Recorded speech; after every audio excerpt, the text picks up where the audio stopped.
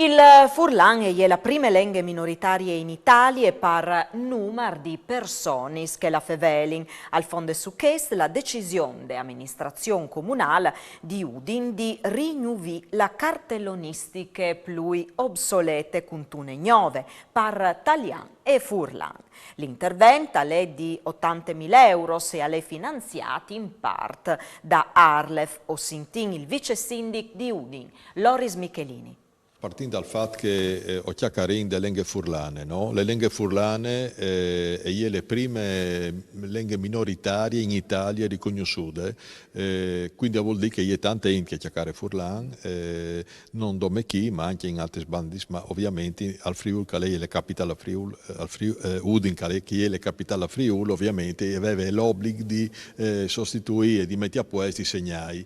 Intanto ho quindi distinguito due tipi, che i grandi,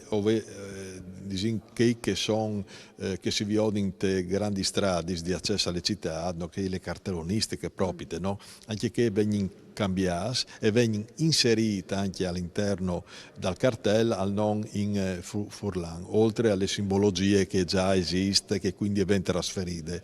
O sostituendo anche che o cambiando che sono in sostanza rovinate, o metti in news.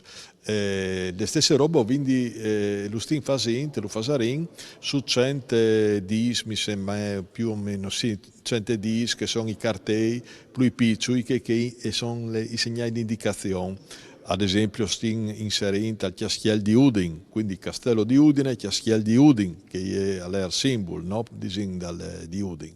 E dopo le località vicine, no? che sono, non sai, Paulet, Cividat, Tulmiec, che sono in bande, ma in centro o comunque delle prime periferie, o mettiamo anche che i culturali.